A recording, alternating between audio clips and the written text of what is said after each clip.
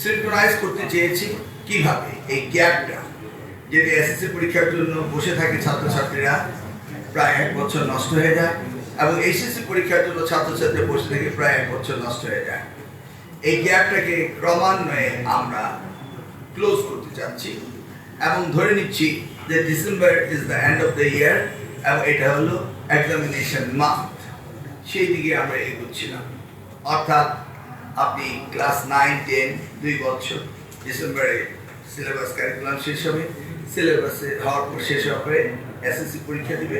ঠিক সেভাবে রেজাল্ট 2 মাসের মধ্যে বেরিয়ে যাবে, আবার এইচএসসিতে ভর্তি হবে এবং তারা সময় মতো বেরিয়ে যাবে এবং পরীক্ষা দেওয়ার পর রেজাল্ট বের হওয়ার সাথে সাথেই যেন আবার তারা অ্যাডমিশন দিতে পারে।